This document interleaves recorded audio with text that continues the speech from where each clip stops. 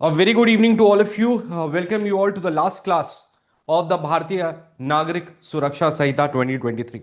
Over the period of time हमने BNSS के सारे ही सेक्शंस में कहूँगा ऑलमोस्ट 95% ऑफ द सेक्शंस को हमने डील किया।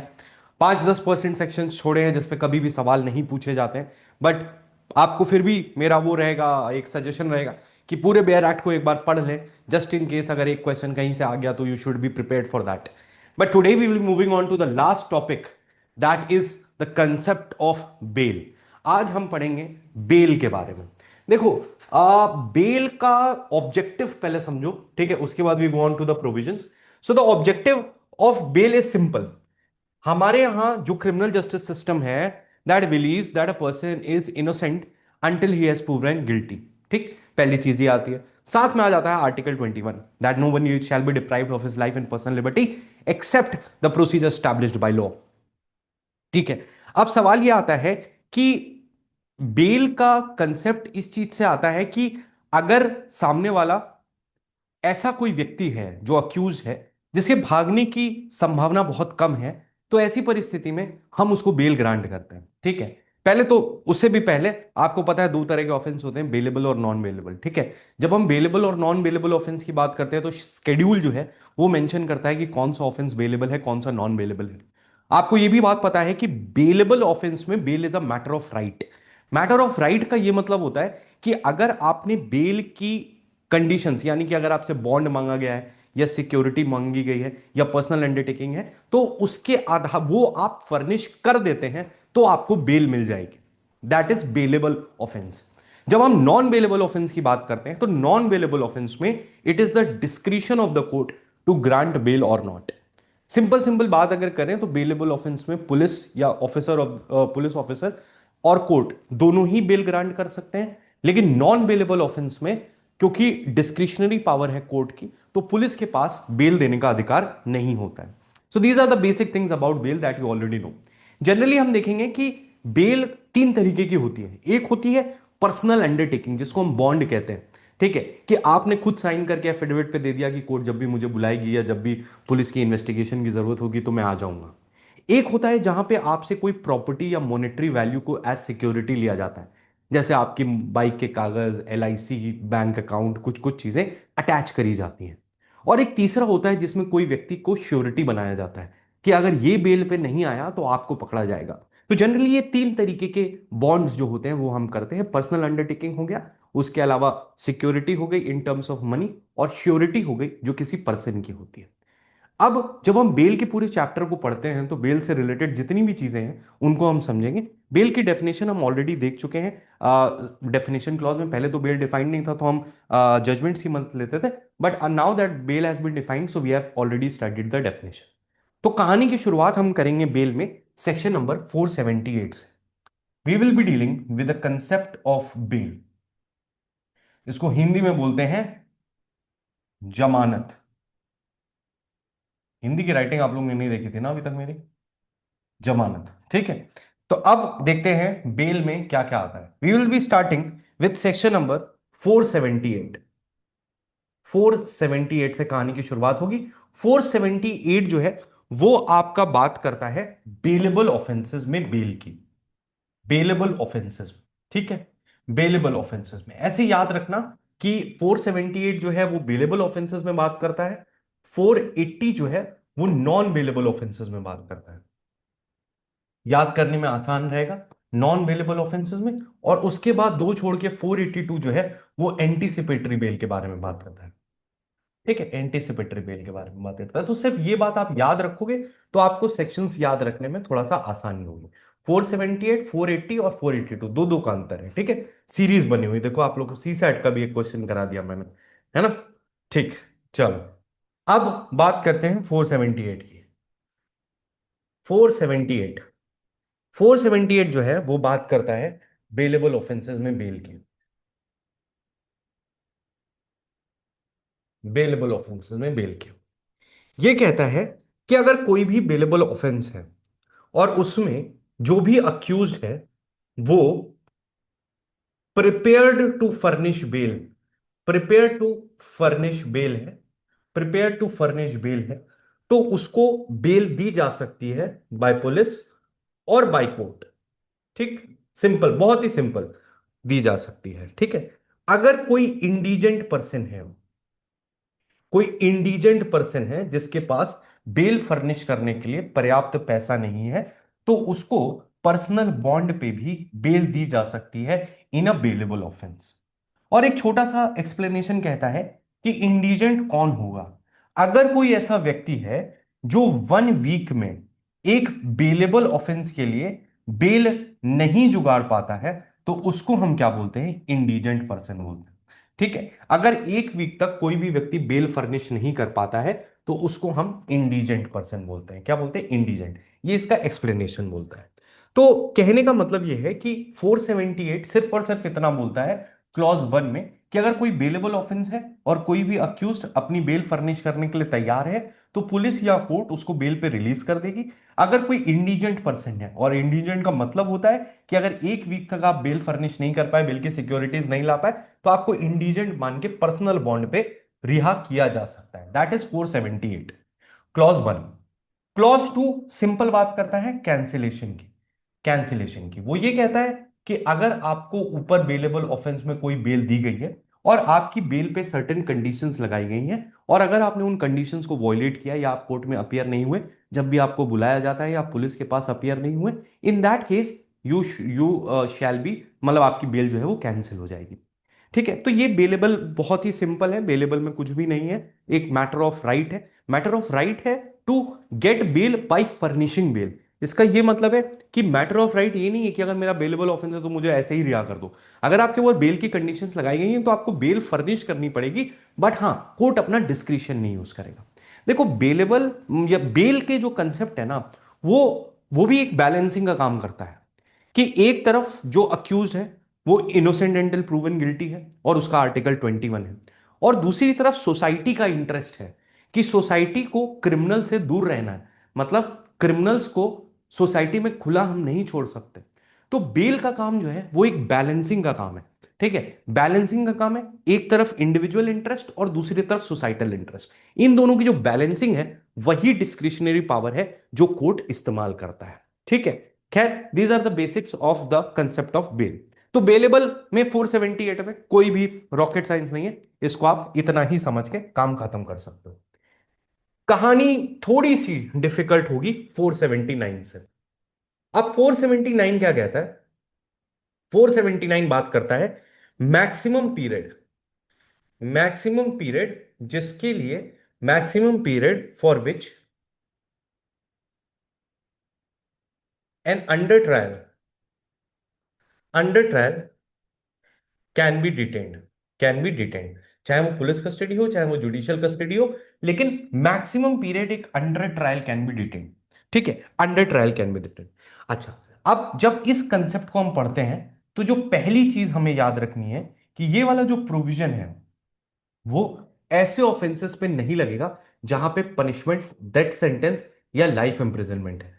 जहां पे डेथ, ऐसे ऑफेंस हैं जिनमें डेथ सेंटेंस या लाइफ इंप्रिजनमेंट है, उस पे इस सेक्शन का एप्लीकेशन नहीं है। पहली बात आपको ये याद रखनी है। चलिए, ये बात आपने याद रख ली, तो अब देखते हैं ये सेक्शन क्या कहता है। ये सेक्शन कहता है कि अगर किसी भी इन्वेस्टिगेशन, इंक्वायरी और ट्रायल, तीनों को मिला लो, जितना जो प्रोसीडिंग हुई है तीनों को मिला लो, इन तीनों प्रोसीडिंग्स में, अगर तीनों प्रोसीडिंग्स अभी चल रही हैं और जजमेंट नहीं आया है, तो अगर कोई भी व्यक्ति half of the maximum sentence, जिस भी ऑफेंस के लिए जो भी मैक्सिमम सेंटेंस है, अगर वो 1/2 ऑफ दैट टर्म डिटेंशन में कर देता है, तो उसके पास बेल का राइट आ जाएगा। भले ही वो एक नॉन बेलेबल ऑफेंस हो, लेकिन आपके पास बेल का राइट आ जाएगा। ठीक है, अभी पूरी बात खत्म नहीं हुई है, समझना।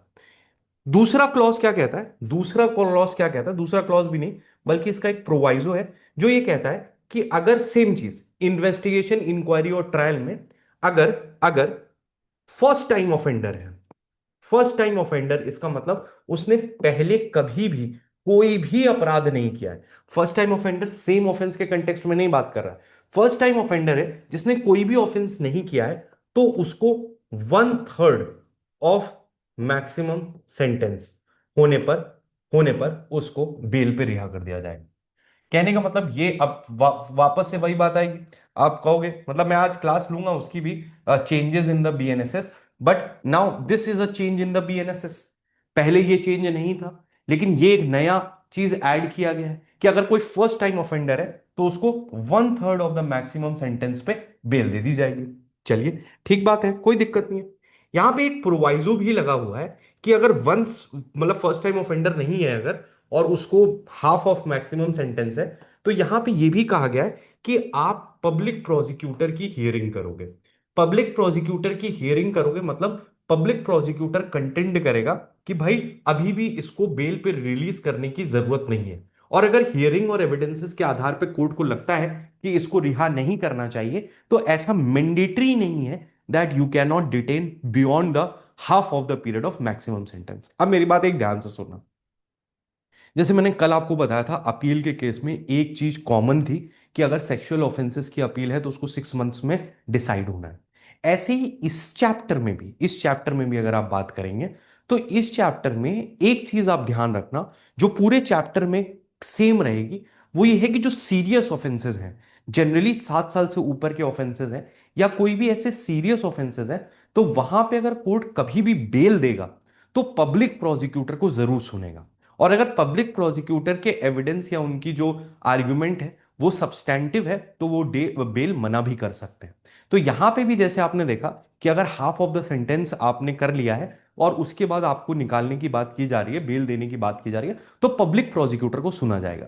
अब बेल देते समय पब्लिक प्रोसिक्यूटर का रोल ऑलमोस्ट हर सेक्शन में, मतलब हर सेक्शन में कहीं ना कहीं सीरियस ऑफेंस में पब्लिक प्रोसिक्यूटर को तो सुनना जरूरी है ही। ठीक है, तो ये बात आप यूनिवर्सली याद रखिएगा, सब पे लगेगी। अब यहां से कहानी की शुरुआत होती है। तो पहली कहानी तो समझ में आ गई आपको कि half of the maximum sentence हो गया है तो बेल दे दोगे। फर्स्ट टाइम ऑफेंडर है किसी भी ऑफेंस का, तो 1/3 ऑफ द मैक्सिमम सेंटेंस में बेल दे दोगे। ठीक है, कोई दिक्कत नहीं है इसमें, तो कोई भी किसी को परेशानी नहीं होगी। अब जब इसमें हम आगे बढ़ेंगे तो ये कहता है कि no person to be detained beyond the maximum beyond the maximum sentence. अब मान लीजिए, देखो इस बात को जरा ध्यान से समझना पहले कि इसमें बाइफरकेशन आ कहां रहा है। बाइफरकेशन क्या है, देखो एक बार सजा हो गई, ठीक है, तब तो बात अलग है। मान लीजिए आप 1 साल रहे जेल में, आपका मतलब आपका क्लाइंट 1 साल रहा जेल में, और उसके बाद जजमेंट आ गया, वो 3 साल की सजा दे रहा है, 2 साल की सजा दे रहा है, 10 साल की दे रहा है, कुछ भी दे रहा है, तो वहां तो कंटिन्यू है।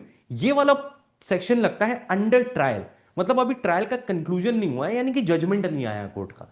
अगर जजमेंट नहीं आया तो ये चीज है, लेकिन जजमेंट नहीं आने में भी अगर कोई ऑफेंस था, थेफ्ट था, 3 साल की सजा थी अधिकतम, और वो 3 साल ऑलरेडी डिटेंशन में रह चुका है, चाहे पुलिस कस्टडी हो चाहे जुडिशियल कस्टडी हो, सबको मिला के 3 साल रह चुका है वो, तो फिर उसका बेल का अगेन राइट आ जाता है कि उसको बेल पे रिहा कर दिया जाएगा। ठीक है, ये बात आपको समझ में आई। लेकिन इसमें भी एक एक्सेप्शन है कि ये जो क्लॉज 1 है, ऊपर वाला क्लॉज जो था 1/2 वाला, ये उस पे नहीं लगेगा जहां पे आपके मल्टीपल ऑफेंसेस का सेम तरीके से ट्रायल हो रहा है। एक ही ट्रायल में मल्टीपल ऑफेंसेस है, तो उसमें जो है 1/2 ऑफ 1 ऑफेंस नहीं लगेगा। वहां पे ये वाला जो क्लॉज है ये लगेगा ही नहीं, पहला वाला 1/2 और 1/3 का, अगर मल्टीपल ऑफेंसेस है जिसमें उसका ट्रायल हो रहा है। उसके बाद एक और बेहतरीन चीज जो बीएनएसएस में ऐड हुई है, जो कि आपके सीआरपीसी में नहीं थी, वो ये है कि देश में ये बड़ी समस्या थी पहले इस प्रोविजन के अंदर। वो जो 437A था पहले, उसमें प्रॉब्लम ये थी कि उन्होंने लॉ तो लेट डाउन कर दिया था कि अगर कोई भी अंडर ट्रायल है और 1/2 ऑफ द पनिशमेंट उसने करी है, पहला क्लॉज तो पहले भी था कि 1/2 ऑफ द मैक्सिमम पनिशमेंट हो गई है तो उसको रिलीज किया जाएगा।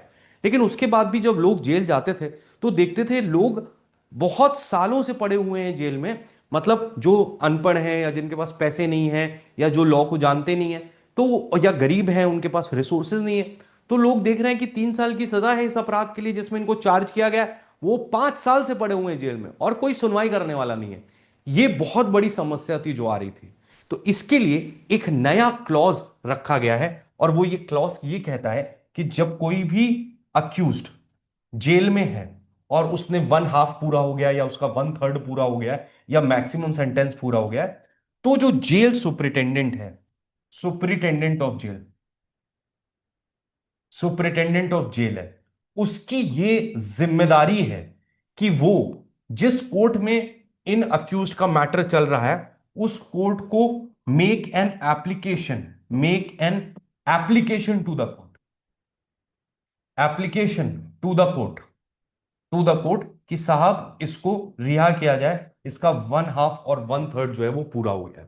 तो नाउ जैसे कि मैंने आपको बताया कि जब हम अरेस्ट पढ़ रहे थे तो हमने देखा था डेजिग्नेटेड पुलिस ऑफिसर की बात हुई, उससे क्या हुआ, लाइबिलिटी सेट हो गई कि अगर कल को कोई अरेस्टेड पर्सन है जिसके बारे में बताया नहीं गया है या उसका नाम नहीं लिखा गया है या स्टेट के पुलिस कंट्रोल रूम को पता नहीं है, तो आप किसकी लाइबिलिटी ढूंढोगे, वो चीज हमने देखी थी।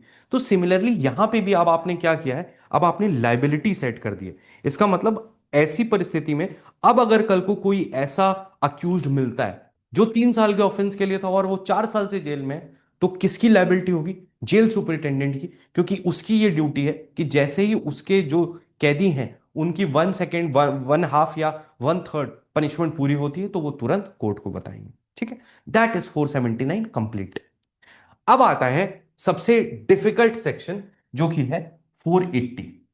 अब इसमें डिफिकल्टी इसलिए आती है क्योंकि लोग इसको आंख बंद करके पढ़ते हैं। आंख बंद करके आप पढ़ोगे तो इसमें दिक्कत आएगी और आंख खोल के पढ़ोगे तो इसमें दिक्कत नहीं आएगी, सिंपल बात है। अब 480 जो है वो नॉन बेलेबल ऑफेंसेस की बात करता हूं। नॉन बेलेबल ऑफेंसेस में कैसे बेल दी जाएगी, ठीक। अब नॉन बेलेबल ऑफेंसेस की तो बात करता है, लेकिन इसके साथ आपको यह भी याद रखना है कि it does not not apply to high court and court of session. ये चीज लोग मिस कर देते हैं। बेसिकली हाई कोर्ट और कोर्ट ऑफ सेशन की जो बेल देने की पावर है वो है 483 में। किसमें है, 483 में। कहने का मतलब कोर्ट ऑफ सेशन या हाई कोर्ट से अगर बेल मिलनी होगी तो आप 483 में जाएंगे। 480 में मैजिस्ट्रियल कोर्ट से अगर आपको बेल मिलनी होगी तो वहां के लिए आप 480 लगाते हैं। अब आपको बस इतना ध्यान रखना है कि ये जो सेक्शन है ये हाई कोर्ट और कोर्ट ऑफ सेशन के सामने जो भी बेल आती है उससे डील नहीं करता है, ये मैजिस्ट्रियल कोर्ट से डील करता है, जो कि यहां पे ये करेंगे। बेसिकली उसमें लिखा है अदर देन हाई कोर्ट और द कोर्ट ऑफ सेशन। कोई मैजिस्ट्रियल कोर्ट है, कोई स्पेशल कोर्ट है, बाकी सारी चीजें हैं, तो वो सारी कोर्ट्स पे ये अप्लाई करता है। ठीक है, तो ये बात करता है नॉन बेलेबल ऑफेंसेस की। अब ये थोड़ा सा टेढ़ा है तो इसको जरा ध्यान से सुनिएगा। ये कहता है कि ये कहता है कि मैजिस्ट्रेट कोर्ट्स, हम समझने के लिए मैजिस्ट्रेट कोर्ट कह रहे हैं लेकिन उसमें कुछ और स्पेशल कोर्ट्स भी आ सकती हैं। तो ये कहता है कि कब मैजिस्ट्रेट कोर्ट कब बेल रिफ्यूज करेंगे, मैजिस्ट्रेट बेल कब रिफ्यूज करेंगे, कब रिफ्यूज करेंगे। ठीक है, पहला क्लॉज ये बोलता है, लिखा उल्टी तरीके से इसलिए कंफ्यूजन आता है। ये बताते हैं कि कब बेल पे रिलीज नहीं किया जाएगा, ये बताता है पहले। तो क्या कहता है ये, पहला, offence punishable with death sentence और एलआई। अब ऐसा कोई भी ऑफेंस है जिसमें death sentence of life imprisonment है, तो ऐसे अपराध में जो मैजिस्ट्रियल या अदर कोर्ट्स हैं उनके पास बेल देने का राइट नहीं है। मतलब डेथ सेंटेंस ऑफ और एलआई में हाई कोर्ट या कोर्ट ऑफ सेशन ही बेल देता है। ठीक बात, यहां तक की बात समझ में। उसके बाद दूसरा कहते हैं कि अगर कोई कॉग्निजेबल केस है, कोई कॉग्निजेबल ऑफेंस है, कोई कॉग्निजेबल ऑफेंस है और कॉग्निजेबल ऑफेंस के साथ आपका कोई प्रीवियस कन्विक्शन है, प्रीवियस कन्विक्शन है, प्रीवियस कन्विक्शन है जिसमें आपको डेथ सेंटेंस, एलआई या 7 इयर्स और मोर मिला है, तो ऐसे केस में मैजिस्ट्रेट कोर्ट के पास डेथ बेल देने का पावर नहीं है। इसका क्या मतलब हुआ कि अब आपका पनिशमेंट, अब जो देखो जो मैजिस्ट्रेट ट्रायल कर रहा है हो सकता है वो 3 साल के लिए पनिशेबल हो सकता है वो 3 साल के लिए पनिशेबल हो और अक्यूज आपके पास बेल के लिए आया है, लेकिन उसका अगर प्रीवियस कन्विक्शन है 7 साल से ऊपर का तो ऐसी भले चाहे वो रिलीज हो गया है या बेल पे नहीं, अभी रिलीज नहीं हुआ है, 7 साल पूरे नहीं हुए, कुछ भी है, तो आप जो है इसको बेल नहीं दे सकते। साथ में दूसरा कहता है, एक और चीज कहता है कि अगर कॉग्निजेबल ऑफेंस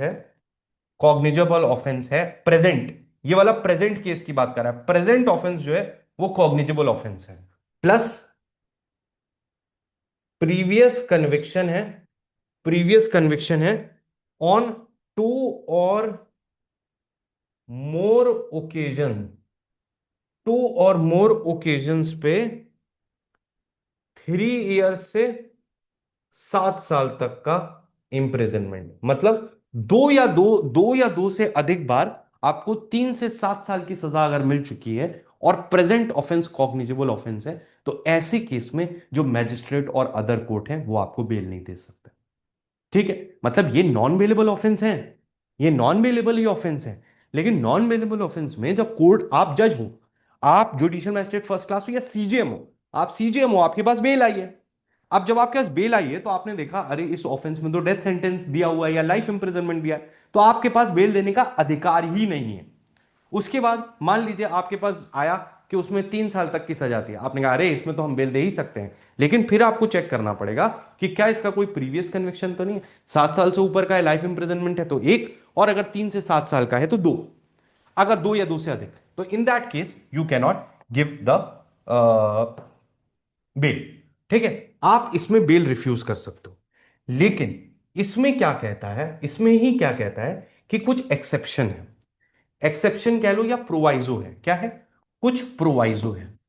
प्रोवाइजो कहता है, प्रोवाइजो क्या कहता है, प्रोवाइजो ये कहता है कि अगर कोई चाइल्ड है, ठीक है, या फिर वुमेन है, ठीक है, या फिर कोई सिक और इन्फर्म है, सिक और इन्फर्म है, तो उसको बेल दिए जा सकती है, भले ही वो इसमें से कहीं पे भी फॉल कर रहा हो, उसको बेल दी जा सकती है। और अगर क्लॉज 2 में आप किसी को भी बेल दे रहे हो क्लॉज 2 में, तो आपको स्पेशल रीजंस भी रिकॉर्ड करना जरूरी है। स्पेशल रीजंस के लिए, अदर देन दिस, मतलब चाइल्ड वुमेन सिक इन्फर्म के अलावा भी स्पेशल रीजंस पे आप बेल दे सकते हो। तो कहने का मतलब क्या हो गया, कहने का मतलब सिर्फ इतना हो गया मेरे प्यारे बच्चों, कि आपके पास ऑप्शन है कि आप बेल दे सकते हो इन लोगों को, बेल कुल मिला के जितने लड़के हैं 18 साल से ऊपर उनको बेल नहीं दी जा सकती, बाकी सबको दी जा सकती है, कुल मिला के बात समझो ऐसी। ठीक है, तो ये लॉ है जो आपका 478 का फर्स्ट पार्ट कहता है। तो बहुत तसल्ली से समझो। आज पता नहीं क्यों आज मैं इतने आराम से पढ़ा रहा हूं, क्योंकि आज लास्ट क्लास है, मुझे इतनी ज्यादा खुशी है, तो मैं बहुत तसल्ली से आपको पढ़ा रहा हूं। तो आप इसको तसल्ली से समझिए, और इसके बाद आपको ना बेरक देखना पड़ेगा ना कुछ भी देखना पड़ेगा, एक भी सवाल गलत नहीं होगा, चाहे जितना कठिन सवाल आ जाए। ठीक, तो ये बात आपको समझ में आ गई, ये बात आपको समझ में आ गई। ठीक है, ये हो गया। चलिए, अब ये फर्स्ट क्लॉज ही है, फर्स्ट क्लॉज के अंदर सब क्लॉज 1 2 था, तो मतलब ये उसी चीज में है। ठीक है, तो ये सिर्फ इतना था कि पहला क्लॉज ये कहता है कि नॉन बेलेबल ऑफेंसेस में आप किस में बेल नहीं दोगे, इसका मतलब इसके अलावा सारी चीजों में वो बेल दे सकते हैं। ठीक बात, कोई दिक्कत नहीं है, इसके अलावा वो बेल दे सकते हैं। अब नेक्स्ट क्लॉज क्या कहता है इसका, नेक्स्ट 2 3 क्लॉज हैं जो बिल्कुल बेकार की बातें करते हैं। क्या कहते हैं कि अक्यूज्ड को बेल डिनाई करने के लिए, अगर उसको बेल डिनाई कर रहे हो, तो ये रीजन नहीं हो सकता, मतलब ये रीजन आप नहीं दे सकते कि accused is needed for identification, identification by the witnesses, by the witnesses. तो पुलिस ये ग्राउंड नहीं दे सकती कि अभी हमें अक्यूज की जरूरत है, उसका आइडेंटिफिकेशन करवाना है विटनेसेस से, इसलिए उसको बेल डिनाई की जाएगी। तो this cannot be a ground for denying bail, इस ग्राउंड पे बेल को डिनाई नहीं किया जा सकता। इसके बाद अगर कोई भी ऑफेंस में 7 ईयर से ऊपर की सजा है, तो आपको पब्लिक प्रोसिक्यूटर को अपॉर्चुनिटी ऑफ बीइंग हर्ड देना जरूरी है, तभी आप बेल दे सकते हो। कई बार आपको ऐसा डाउट हो सकता है कि ये ऑफेंस बेलेबल है या नॉन बेलेबल है। अगर आपको डाउट है यानी कि आपको लग रहा है कि ये नॉन बेलेबल नहीं है, लेकिन अभी इसमें फर्दर इंक्वायरी या इन्वेस्टिगेशन की जरूरत है, तो ऐसे केस में भी आप बेल दे सकते हो। ऐसे केस में आप बेल दे सकते हो। ठीक है।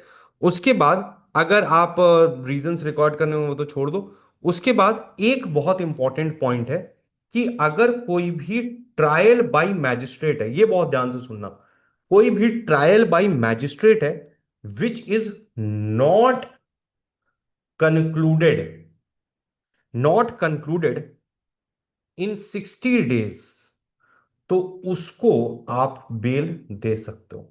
मतलब उसका एक ग्राउंड हो जाता है बेल रिसीव करने का। अगर ट्रायल, इन्वेस्टिगेशन इंक्वायरी नहीं बोल रहे हैं, ट्रायल, ट्रायल मतलब from the first date of taking evidence, first date of taking evidence से अगर 60 दिन में आपका ट्रायल नहीं खत्म होता है तो आप बेल ले सकते हो। ठीक है, ये बात समझ में आई। अब इसके बाद आता है ग्राउंड्स और कंडीशंस, ग्राउंड्स फॉर बेल। कौन से ग्राउंड्स पे बेल दी जाती है, या कौन से ऐसे प्रिंसिपल्स हैं, कौन से ऐसे प्रिंसिपल्स हैं जिनको आपको ध्यान रखना है। तो बेसिकली ये 3 केस हैं, ठीक है, जिन्होंने प्रिंसिपल्स ऑफ ग्रांटिंग बेल, या कोर्ट अपना अगर डिस्क्रिशन यूज कर रहा है तो क्या करेगा, तो इसमें 3 केसेस हैं। एक है Prasad Shrikant Purohit versus state of Maharashtra. दूसरा है Gurucharan Singh landmark case versus state. और तीसरा है अनिल कुमार यादव वर्सेस स्टेट। ये 3 केस हैं जिन्होंने प्रिंसिपल्स ऑफ बेल दिया। देखो यार, principles of bail, cancellation of bail, इन सबके एक ही ग्राउंड्स हैं।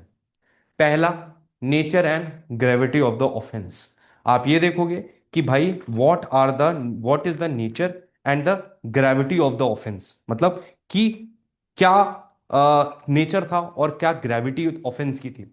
उसके बाद आप देखोगे सिवियरिटी ऑफ पनिशमेंट, कि भाई इसमें पनिशमेंट कितनी है। आप देखोगे nature of evidence in the support of acquisitions, antecedents of the accused. But ये सब तो किताबी बातें हैं। इंपॉर्टेंट बात ये होती है कि ऐसा ना हो कि वो एविडेंस को डिस्टॉर्ट करे, या विटनेसेस को थ्रेटन करे, या दूसरा क्राइम करे। अब सोचो, किसी ने एक बार मर्डर कर दिया, ठीक है, अब उसको मान लो डेथ सेंटेंस हो गई। ठीक है, अब डेथ सेंटेंस में तो वैसे मजिस्ट्रेट कोर्ट्स के पास पावर नहीं है, हाई कोर्ट तो दे ही सकती है, फिर भी आप कोर्ट ऑफ सेशन दे सकती है, देते नहीं है बट पॉसिबल है। अब मान लो दे दिया उसको, तो अब वो बाहर निकल के जितने चाहेगा उतने क्राइम करेगा।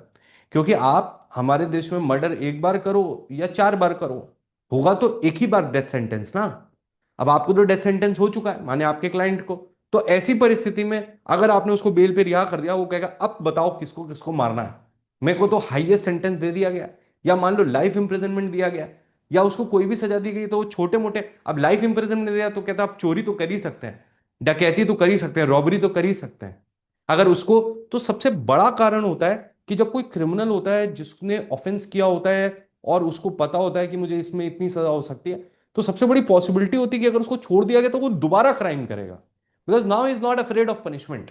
ठीक है, तो ये एक सबसे बड़ा कारण होता है। उसके बाद रिपीटिंग द ऑफेंस, इसको कहते हैं रिपीटिंग द ऑफेंस। उसके अलावा भागने की संभावना तो होती ही है सबसे ज्यादा, that the possibility that he will flee, या एविडेंस डिस्टॉर्ट करेगा, या विटनेसेस को डराएगा, या उसको जो है नहीं पकड़ा जा सकता दोबारा, तो उसके लिए कुछ कुछ चीजें होती हैं। अगर कोई ऐसा इंसान है जिसकी काफी सारी प्रॉपर्टी है, या एक रिस्पेक्टेबल पर्सन, तो खैर क्या ही होगा क्रिमिनल, बट ऐसा लगता है कि वो छोड़ के नहीं जा सकता। ठीक है, और उसकी हेल्थ, एज, ये भी सारे ग्राउंड्स हो सकते हैं जिसमें उसको दी जा सकती है। सो ये जनरल ग्राउंड्स होते हैं जिसपे कोर्ट अपना फ्रेम करती है कि हमें बेल देनी है या नहीं देनी है। ठीक है, so that is the conditions और the principles on which the bail is granted. ठीक है, इन 3 केसेस से निकल के आए, बट इस लिस्ट का कोई जरूरी नहीं, या आप ऐसे ही बना सकते हो, इसलिए मैंने नहीं लिखा। ये तो बहुत लॉजिकल सी बात है कि आप क्यों नहीं बेल दे रहे हो, तो उसका कारण ये हो सकता है। ठीक है, अब इसके बाद आता है 481। इसके बाद आता है 481। अब ये यहां से कहानी थोड़ी सरल हो जाएगी फिर से। 481, 481 तो सिर्फ ये कहता है कि आपको, ऐसा कहा जा सकता है कि आप बेल पे रिहा किया जा रहा है आपको, लेकिन आपको एक बेल बॉन्ड भरना है। आपको एक बेल बॉन्ड भरना है जिसमें ये कहा जाएगा कि आप अपीलेंट कोर्ट के पास अपीयर हो गए। अपीलेंट कोर्ट के पास अपीयर हो गए, अपीलेंट कोर्ट के पास अपीयर हो गए। बेसिकली क्या होता है कि अगर मान लीजिए कोई अक्विट भी कर दिया गया या कन्विक्ट किया गया है, माइनर ऑफेंस के लिए कन्विक्ट किया गया है, अब उसको आप बेल देना चाहते हो तो आप दे देते हो, लेकिन बेल के साथ आप उसको बेल बॉन्ड पे ये साइन करवाते हो कि वो अपीलेंट कोर्ट में अपीयर होगा। तो ये पार्ट जो है ये 481 कहता है, नॉट वेरी इंपॉर्टेंट। अब इसके बाद 482 आता है जो बात करता है एंटीसिपेटरी बेल की, लेकिन एंटीसिपेटरी बेल हम इसके बाद पढ़ेंगे। पहले हम पढ़ेंगे 483, इसके बाद हम एंटीसिपेटरी बेल पढ़ेंगे। क्योंकि 483 जो है वो बात करता है हाई कोर्ट और court of session, high court और कोर्ट ऑफ सेशन की पावर टू ग्रांट बेल। तो ये सेक्शन बहुत इंपॉर्टेंट है, आप याद रखिएगा। इसमें कुछ खास कहा नहीं गया है, सिर्फ ये कहा गया है कि हाई कोर्ट और कोर्ट ऑफ सेशन के पास किसी भी मैटर में बेल देने का राइट है, वो किसी भी मैटर में बेल दे सकते हैं। ठीक है। और अगर किसी भी मैजिस्ट्रेट ने कोई भी बेल में कंडीशंस लगाई हैं, कोई भी कंडीशनल बेल दिए, कंडीशंस लगा के कोई भी बेल दिए, तो उस कंडीशंस को मॉडिफाई कर सकते हैं या सेट असाइड कर सकते हैं। ठीक है। यहां पे भी ये कहा गया है कोर्ट के लिए भी कि अगर सेक्सुअल ऑफेंसेस में हाई कोर्ट या कोर्ट ऑफ सेशन बेल देने जा रहा होगा, तो पब्लिक प्रोसिक्यूटर को एटलीस्ट 15 डेज, सिर्फ यहां पे टाइम दिया हुआ है और कहीं टाइम नहीं दिया हुआ है, 15 डेज का नोटिस देना जरूरी है। और इंफॉर्मेंट भी प्रेजेंट रहेगा जब अक्यूज्ड की बेल की सुनवाई हो रही है। वो बात अलग है कि अगर इंफॉर्मेंट जो है, जो विक्टिम है सेक्सुअल ऑफेंसेस की, जो 18 साल से कम है, तो हमने पीछे भी प्रोविजन पढ़ा था कि उसको उसका ट्रॉमा अलाइव नहीं करना है। हमने ये भी पढ़ा था सेक्सुअल ऑफेंसेस की कार्रवाई इन कैमरा होगी। तो वो सारी चीजें तो लगेंगी, लेकिन इंफॉर्मेंट प्रेजेंट होगा। तो ये कुछ बातें हैं यहां पे, बस आपको सिर्फ इतना याद रखना है। मेनली सेक्शन नंबर पूछता है, जो है कि सेक्शन नंबर कौन सा है जिसमें हाई कोर्ट और कोर्ट ऑफ सेशन के पास पावर है, तो वो 483 है। अच्छा, एक चीज और याद रखिएगा कि जो नॉन अवेलेबल ऑफेंसेस में आपको बेल दी जाती है, वो हमेशा कंडीशंस पे दी जाती है। मतलब कुछ सिंपल सिंपल कंडीशंस हो सकती हैं कि आप बाहर जाओगे तो आप कोर्ट को इन्फॉर्म करके जाओगे, पुलिस स्टेशन जब बुलाया जाएगा इंट्रोगेशन के लिए अपीयर होगे। तो कुछ कंडीशंस होती हैं जो आप पिछले सेक्शन में 478 में 480 में लगा सकते हो। ठीक है, 480 में हमेशा लगा सकते हो कंडीशंस। यहां तक की बात समझ में आई? अब देखो, अब आपके लिए एक लेके आया हूं मैं चार्ट, जो चार्ट आपको किसी किताब में नहीं मिलेगा। जो भी लोग सोच रहे हो कि सर ये वाली किताब वो वाली किताब, किसी भी किताब में ये छोटा सा चार्ट नहीं मिलेगा।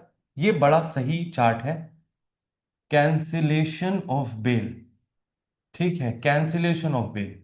ये चार्ट को थोड़ा सा याद रखिएगा, तो आपको एमसीक्यू में कभी गलती नहीं होगी।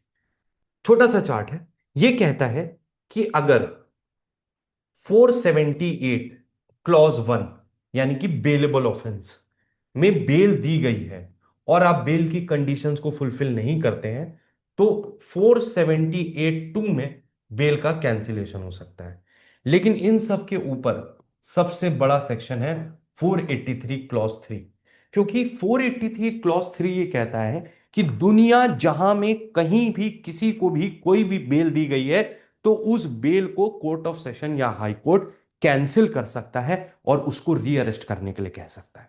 तो 483 क्लॉज 3 जो है उसको आप हमेशा याद रखिएगा। ठीक है। 478(1) यानी कि बेलेबल ऑफेंसेस में, बेलेबल ऑफेंसेस में आपकी जो बेल है उसका कैंसिलेशन 478(2) या 483(3) में हो सकता है। 480 यानी कि नॉन बेलेबल ऑफेंसेस में अगर आपको बेल दी गई है, तो 480 क्लॉज 5 में आपकी बेल कैंसिल हो सकती है। यानी कि जिस मैजिस्ट्रेट कोर्ट ने बेल दी है, वही मैजिस्ट्रेट कोर्ट आपकी बेल कैंसिल कर सकती है अगर आपने बेल की कंडीशंस को फुलफिल नहीं किया।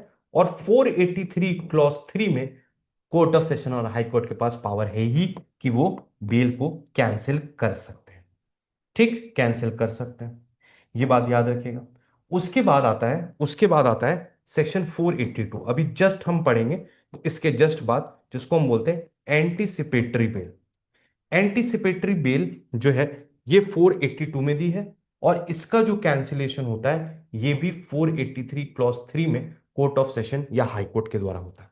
उसके बाद अगर 483(1) में हाई कोर्ट या कोर्ट ऑफ सेशन के द्वारा बेल दी गई है, तो उस बेल का कैंसिलेशन भी 483 क्लॉज 3 में होता है। और सबसे आखिरी बात जो मैंने आपको बचपन में पढ़ाई थी वो थी 187 में जो डिफॉल्ट बेल था। डिफॉल्ट बेल याद है, मैंने आपको सिखाया था कि बेटा अगर वो 60-90 डेज में नहीं हो पाती इन्वेस्टिगेशन कंप्लीट तो हम डिफॉल्ट बेल दे देंगे। अगर इन्वेस्टिगेशन नहीं कंप्लीट होती है, इंक्वायरी और ट्रायल की बात नहीं थी, चार्जशीट अगर सबमिट नहीं होती है तो बेल का अधिकार होता है 187 में। तो अगर 187 में आपको बेल दी गई है तो वो बेल जो है वो 480 क्लॉज 5 यानी कि नॉन बेलेबल ऑफेंस के केस में, और दूसरा 483 क्लॉज 3 में कैंसिल की जा सकती है। ठीक है, तो ये जो चार्ट है ये बहुत बेहतरीन चार्ट है, ये मेरे द्वारा बनाया गया है और इस चार्ट का कभी भी जिक्र आपको किसी भी किताब में नहीं मिलेगा। मतलब मैं जो किताब लिखूंगा उसमें मिलेगा, बट उसके अलावा कहीं नहीं मिलेगा। ठीक है, और अगर आप चाहो तो ठीक है, आज मन अच्छा है तो कुछ केसेस भी लिख लो। अब खराब हो गया। केसेस क्या है? State Delhi administration versus Sanjay Gupta और रघुवीर वर्सेस स्टेट ऑफ बिहार। ये बताते हैं कि कैंसिलेशन ऑफ बेल जो है ना वो एक अलग स्टेज होती है। बेसिकली वो कहते हैं कि पहले जब आप बेल डिनाई करते हो तो वो अलग ग्राउंड होता है, लेकिन एक बार कैंसिलेशन ऑफ बेल हो गया ना उसके बाद बेल देने का कोई सिस्टम नहीं है। और जनरली अगर आपने बेल की कंडीशंस को वॉयलेट किया है तो फिर तो आपको बिल्कुल भी बेल नहीं दी जाएगी। इस बात को याद रखना है आप। Now the next topic that will be discussing is anticipatory bell. Anticipatory bell का क्या मतलब होता है? Bell in anticipation. एंटिसिपेशन, ठीक है। आप सभी ने एंटिसिपेटरी बेल का मतलब पढ़ा होगा, कहीं ना कहीं सुना होगा एंटिसिपेटरी बेल के बारे में। एंटिसिपेटरी बेल का मतलब होता है कि भाई सामने वाला व्यक्ति in anticipation of arrest, in when he has a reason to believe उसके अगेंस्ट एक्विजिशन है और वो अरेस्ट कर लिया जाएगा तो वो एंटिसिपेटरी बेल के लिए जाता है। मैं अभी आपको समझाऊंगा कि क्या क्या एसेंशियल्स होते हैं, लेकिन मेरी पहले एक बात समझना, एक लाइन है इसको सुनना कि एंटीसिपेटरी बेल, सुनना, anticipatory bail is an immunity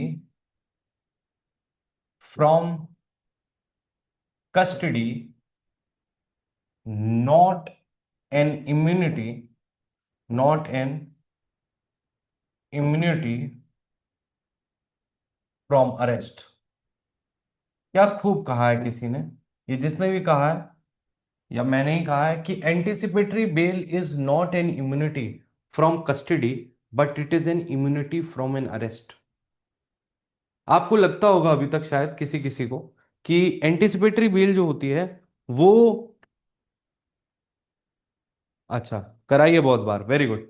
तो कहते हैं कि एंटीसिपेटरी बेल, लोगों को लगता है कि साहब अगर मुझे एंटीसिपेटरी बेल मिल गई तो हमें अरेस्ट नहीं किया जाएगा। ऐसा नहीं है। अगर आपके पास एंटीसिपेटरी बेल है तो भी आपको अरेस्ट किया जाएगा, लेकिन अरेस्ट करते ही आपने अगर सिक्योरिटी फर्निश कर दी तो आपको कस्टडी में डिटेन नहीं किया जाएगा, आपको बेल पे रिलीज कर दिया जाएगा। कहने का मतलब एंटीसिपेटरी बेल के केस में आपका एक नॉन बेलेबल ऑफेंस एक तरह से बेलेबल ऑफेंस में कन्वर्ट हो जाता है। इसका यह मतलब नहीं है कि पुलिस के पास आपको आपके वो अरेस्ट करने की पावर नहीं है। कभी भी ऐसा मत कहना कि पुलिस के पास अरेस्ट करने की पावर नहीं है। 100% है, 100% है, even if you have anticipatory bail. But the police will arrest you, कई बार सिंबॉलिक तरीके से, and if you have furnished the bail they will immediately release you on bail. It can be said कि आपका non bailable offence bailable में convert हो गया if you have got anticipatory bail. तो मेरे प्यारे बच्चों, इस बात से ये बात निकल के आती है कि anticipatory bail is an immunity from custody, not an immunity from arrest. ठीक है, अब इस बात को याद रखना, हमेशा याद रखना। अपने दोस्तों से पूछना कि एंटीसिपेटरी बेल हुई है तो अब तो अरेस्टिंग हो नहीं सकती, वो कहेंगे अब तो बिल्कुल नहीं हो सकती, 100% हो सकती है। ठीक है, ये बात ध्यान रखना। अब बात करते हैं एंटीसिपेटरी बेल की छोटी छोटी मगर मोटी बातें। एंटीसिपेटरी बेल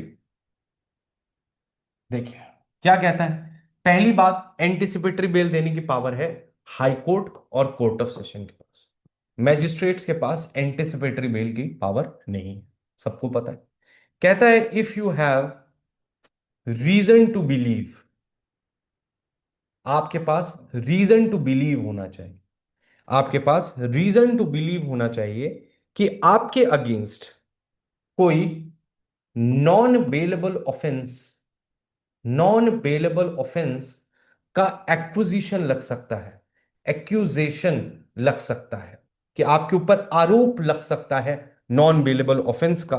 तो ऐसी परिस्थिति में आप हाई कोर्ट या कोर्ट ऑफ सेशन के पास क्या रिक्वेस्ट लेके जाते हो, क्या रिक्वेस्ट लेके जाते हो, रिक्वेस्ट लेके जाते हो that in the event of such arrest, in the event of such arrest, you should be released on bail. In the event of arrest, in the event of arrest, you should be released on bail. ये होता है anticipatory bail. ठीक है, ये होता है anticipatory bail. अगर आपको लगता है तो आप एंटीसिपेटरी बेल के लिए जा सकते हो। अब एंटीसिपेटरी बेल का जो ऑर्डर होता है वो हमेशा कंडीशनल होता है। ठीक है, हमेशा कंडीशनल ऑर्डर होता है, कंडीशनल ऑर्डर होता है। कंडीशनल ऑर्डर का क्या मतलब होता है कि आपके ऊपर क्या क्या कंडीशंस लगाई जा सकती हैं। जैसे आप हमेशा अवेलेबल फॉर इंट्रोगेशन रहेंगे, इंट्रोगेशन रहेंगे, हमेशा अवेलेबल फॉर इंट्रोगेशन रहेंगे। किसी भी विटनेस के साथ इंड्यूसमेंट, थ्रेट या प्रॉमिस कॉज नहीं करेंगे।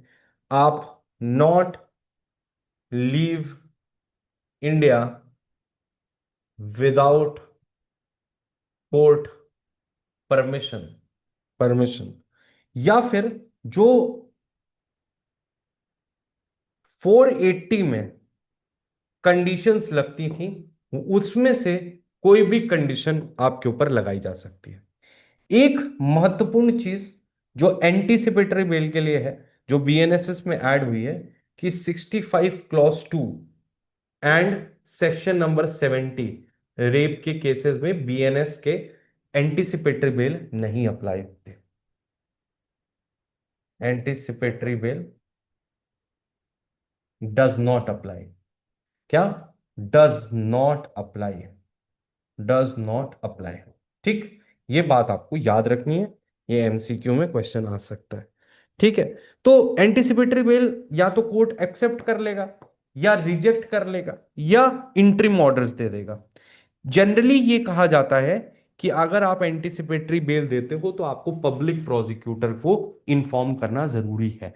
लेकिन अगर इमीडिएट नेसेसिटी है तो आप इंटरिम ऑर्डर्स दे सकते हो कि आपने थोड़े टाइम के लिए, 10 दिन के लिए, 15 दिन के लिए एंटीसिपेटरी बेल दे दी और फिर पब्लिक प्रोसिक्यूटर को सुनने के बाद आपने एक रेगुलर एंटीसिपेटरी बेल दी। एंटीसिपेटरी बेल के लिए कुछ प्रिंसिपल्स हैं जो रखे गए हैं। Gurbaksh Singh Sigga versus Sibba, sorry, Gurbaksh Singh Sibba versus state of Punjab, Gurbaksh Singh Sibba versus state of Punjab. ये जो है,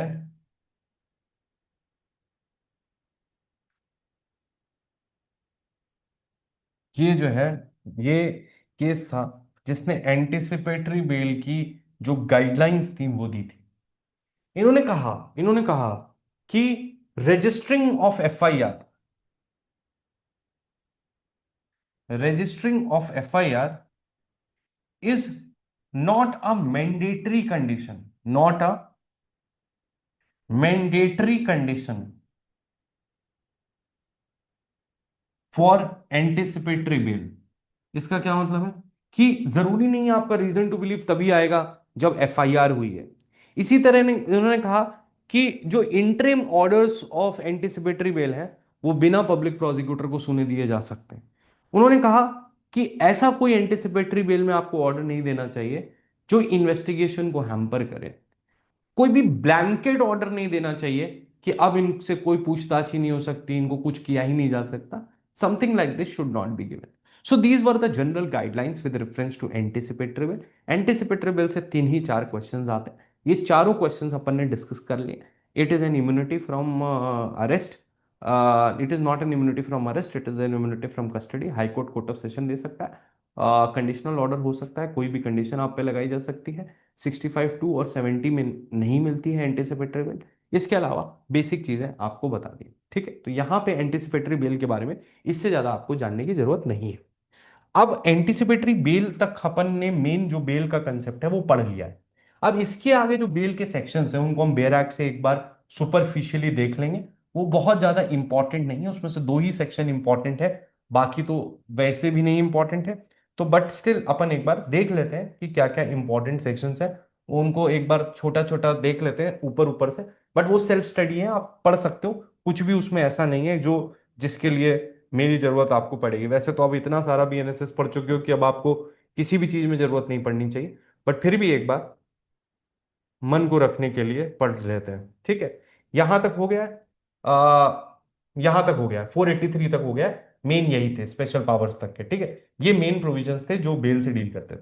अब जैसे कहता है amount of bond and reduction thereof, the amount of every bond executed under this chapter shall be fixed with due regard to the circumstances of the case and shall not be excessive.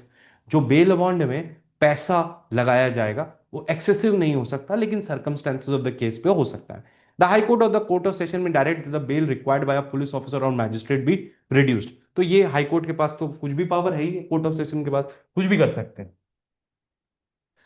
Bond of accused and sureties. Before any person is released on bond or bail bond, a bond of such sum of money as the police officer court as the case may think sufficient shall be executed such person।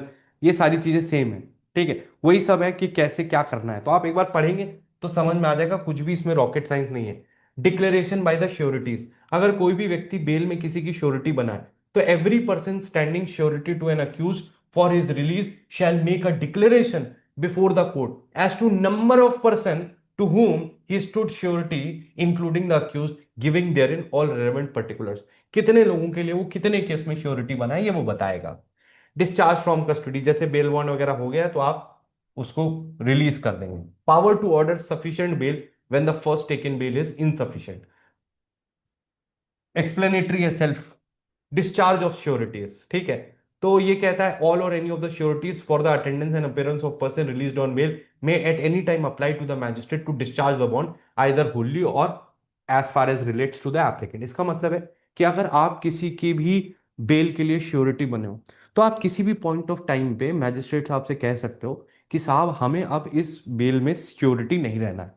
अगर आपने ऐसा किया तो court क्या करेगी, उसको बुलवाएगी और कहेगी देखो ये श्योरिटी तो तुम्हारे मना कर रहे हैं, अब या तो तुम दूसरा श्योरिटी लेके आओ वरना जेल जाओ, ठीक है। तो सिंपल मतलब है कि अगर मैं किसी का श्योरिटी हूं, मैं वॉलंटरली बना था, मुझे अब लग रहा है कि ये मेरी बात नहीं मान रहा है या भाग जाएगा या कुछ भी है, तो मैं कोर्ट में जाके कह सकता हूं sir I don't want to be the surety of this person. अब अगर वो दूसरी श्योरिटी अरेंज नहीं कर पाया तो उसको अरेस्ट कर लिया जाएगा, वरना वो दूसरी श्योरिटी लेके आए। तो ये कुछ बेसिक कंसेप्ट हैं जो आप सेल्फ स्टडी से पढ़ सकते हैं। डिपॉजिट इंस्टेड ऑफ रिकॉग्निजेंस, ठीक है, देख लीजिएगा, कुछ इंपॉर्टेंट नहीं है। ये है कि बॉन्ड को फोरफीट कर दिया जाएगा। फोरफीचर ऑफ बॉन्ड का क्या मतलब है, अगर आपने जो terms and conditions of bail थी उनको आपने नहीं फॉलो किया तो आपका बॉन्ड फोरफीट कर लिया जाएगा। आपको शो कॉज नोटिस दिया जाएगा कि भाई आपने बॉन्ड की कंडीशंस को वॉलेट किया है, तो आपकी प्रॉपर्टी को क्यों अटैच करके सेल ना किया जाए। अगर कोई श्योरिटी है तो उसको बुलाया जाएगा कि अब तुम बताओ तुम्हारे साथ क्या किया जाए। उसको अधिकतम 6 महीने तक के लिए सिविल प्रिजन में डाला जा सकता है अगर जिस बंदे की श्योरिटी था, जो श्योरिटी था और अक्यूज भाग गया या उसने कंडीशंस ऑफ बेल को वॉयलेट किया। बस ये दो पॉइंट्स आपको इसमें याद रखने और कुछ नहीं, आप एक बार पढ़ लीजिएगा, कोई दिक्कत नहीं आएगी। कैंसिलेशन ऑफ बेल और बेल बॉन्ड, जब भी क्या नाम है, more sureties in the case shall stand cancelled, एक से अधिक है, कम हो गया है, बढ़ गया है, तो आप कैंसिलेशन करवा सकते हो, कोई उसमें फर्क नहीं है। ये और याद रखना कि अगर किसी भी बेल में कोई भी व्यक्ति श्योरिटी बना है और उस श्योरिटी की डेथ हो जाती है तो इन दैट केस वो श्योरिटी खत्म मानी जाएगी। आप उसकी प्रॉपर्टी या उसकी लीगल हायर से एनफोर्समेंट नहीं करवा सकते। जो श्योरिटी होता है वो एक इंडिविजुअल लाइबिलिटी होती है। तो अगर श्योरिटी मर जाएगा तो फिर in that case you can not go against the legal heirs of this surety. ठीक है, ये बात यहां पे लिखी हुई है। बॉन्ड रिक्वायर्ड फ्रॉम चाइल्ड के श्योरिटी से हो सकता है, इंपॉर्टेंट नहीं है। अपील फ्रॉम ऑर्डर्स अंडर 491, अगर कोई भी बॉन्ड के फोर फीचर है तो उसकी आप अपील फाइल कर सकते हैं। मैजिस्ट्रेट की है तो court of session, court of session की है तो आप जो है हाई कोर्ट जाओगे। Power to direct levy of amount on certain recognizances, ये छोड़ देना। Order for custody and disposal of property, ये दूसरा चैप्टर शुरू हो गया। हाँ, ये दूसरा है, ये दोनों भी पढ़ लेना, 497 और 498 इंपॉर्टेंट है। ये डिस्पोजल ऑफ उससे है। ठीक है, तो यहां पे जाके आपका बेल खत्म हो जाता है। थोड़े से हैं ये, थोड़ा सा आप पढ़ लीजिएगा, कोई दिक्कत नहीं होगी। तो यहां पे हमारा जो भारतीय नागरिक सुरक्षा संहिता 2023 ये हो जाता है कंप्लीट।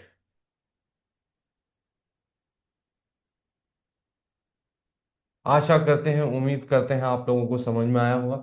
आशा करते हैं, उम्मीद करते हैं आप लोग को अच्छा लगा होगा। आशा करते हैं, उम्मीद करते हैं हर क्लास में आपने कुछ ना कुछ सीखा होगा, कुछ ना कुछ नया समझा होगा। और अगर आप लोग को वीडियो अच्छा लगा तो ज़रूर लाइक करिएगा, शेयर करिएगा।